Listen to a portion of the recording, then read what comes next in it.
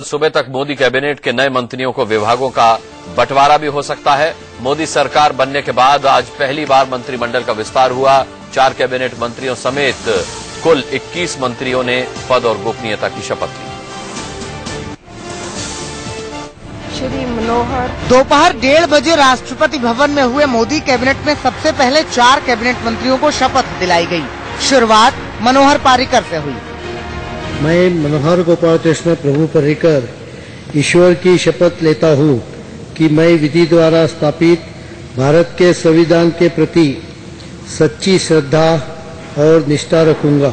मैं सुरेश प्रभाकर प्रभु ईश्वर की शपथ लेता हूँ कि मैं विधि द्वारा स्थापित भारत के संविधान के प्रति सच्ची श्रद्धा और निष्ठा रखूंगा। मैं जगत प्रकाश नड्डा ईश्वर की शपथ लेता हूँ कि मैं विधि द्वारा स्थापित भारत के संविधान के प्रति सच्ची श्रद्धा और निष्ठा रखूंगा। मैं वीरेंद्र सिंह सत्यनिष्ठा से प्रतिज्ञा करता हूं कि मैं विधि द्वारा स्थापित भारत के संविधान के प्रति सच्ची श्रद्धा और निष्ठा रखूंगा। इसके बाद स्वतंत्र प्रभार वाले 3 मंत्रियों को शपथ दिलाई गई। इनमें सबसे पहले तेलंगाना में सिकंदराबाद से बीजेपी सांसद बंडारू दत्तात्रेय शपथ के लिए आए। मैं बंडारू दत्तात्रेय ईश्वर की शपथ लेता हूँ कि मैं विधि द्वारा स्थापित भारत के संविधान के प्रति सच्ची श्रद्धा और निष्ठा रखूंगा। मैं भारत की प्रभुता और अखंडता अक्षुण्ण रखूंगा। मैं संघ के राज्य मंत्री के रूप में अपने कर्तव्यों का श्रद्धापूर्वक और शुद्ध अंतःकरण से निर्वहन करूंगा। मैं राजीव प्रताप रूडी ईश्वर की शपथ लेता हूं कि मैं विधि द्वारा स्थापित भारत के संविधान के प्रति सच्ची श्रद्धा और निष्ठा रखूंगा। मैं भारत की प्रभुता और अखंडता अक्षुण्ण रखूंगा। मैं संघ के राज्य मंत्री के रूप में अपने कर्तव्यों का श्रद्धापूर्वक और शुद्ध अंतःकरण से निर्वहन करूंगा। मैं डॉक्टर महेश शर्मा ईश्वर की शपथ लेता हूं कि मैं विधि द्वारा स्थापित भारत के संविधान के प्रति सच्ची श्रद्धा और निष्ठा रखूंगा।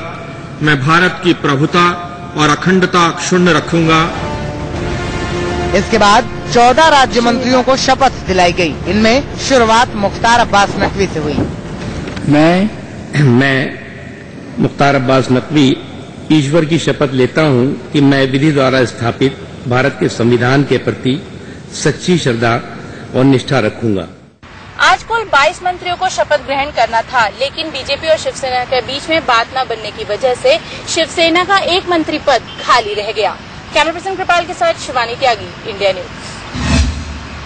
तो मोदी की नई कैबिनेट का पहला विस्तार हो गया। मोदी की कैबिनेट में 21 मंत्रियों को शामिल किया गया। इनमें कैबिनेट मंत्री मनोहर पर्रिकर को रक्षा मंत्रालय मिलने की संभावना है। सुरेश प्रभु को रेल मंत्रालय की जिम्मेदारी सौंपी जा सकती है। चौधरी बीरेन्द्र सिंह को ग्रामीण विकास मंत्रालय की जिम्मेदारी मिल सकती है, तो जेपी नड्डा को कृषि मंत्रालय मिलने की संभावना है। सीधे रुख करेंगे संजय शर्मा हमारे साथ इस वक्त हमारे संवाददाता जुड़ रहे हैं। संजय, आपसे जानना चाहेंगे कि अभी सिर्फ संभावनाओं पर बात हो रही है, लेकिन क्या कुछ आपके पास खबर है किसको क्या कुछ मंत्रालय दिया जा सकता है?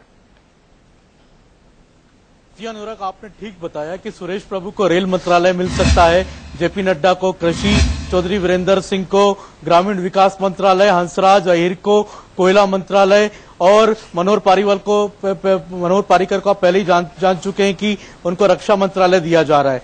यहाँ पर मैं आपको बता दूं कि आज देर रात तक कभी भी सूची आ सकती है, सभी मंत्रियों के विभागों की सूची आ सकती है।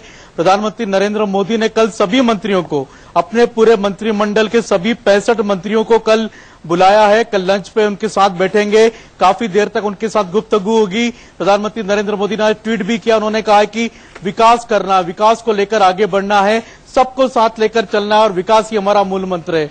अनुराग, मैं आपको बता दूं कि प्रधानमंत्री नरेंद्र मोदी ने जितने भी मंत्री बनाए, आज अगर आप मंत्रिमंडल पर गौर करें तो उनकी निगाह आने वाले दिनों में जहां जहां विधानसभा चुनाव हो रहे हैं उन सब पर निगाह, चाहे बिहार हो, चाहे उत्तर प्रदेश हो, चाहे झारखंड हो, चाहे पश्चिम बंगाल हो, सभी का ध्यान रख करके प्रतिनिधित्व दिया गया है। उत्तर प्रदेश से खुद प्रधानमंत्री आ रहे हैं, खुद गृह मंत्री राजनाथ सिंह भी उत्तर प्रदेश से हैं, रक्षा मंत्री मनोहर पारिकर को भी उत्तर प्रदेश से लाया गया है। उसके अलावा उत्तर प्रदेश से ढेरों मंत्री बना दिए गए हैं। तो आप मान के चलिए कि ये उत्तर प्रदेश चुनाव जीतने का एजेंडा। इसके साथ ही साथ बिहार से 3 मंत्री आज शामिल किए गए, रामकृपाल यादव, राजीव प्रताप रूडी और गिरिराज सिंह। इन सभी को इस बात पर ध्यान रख करके किया गया है कि बिहार में जो विधानसभा चुनाव होंगे, बीजेपी को अकेले अपने दम पर चुनाव लड़ना है। संजय, आपको रोकूंगा। इस वक्त बड़ी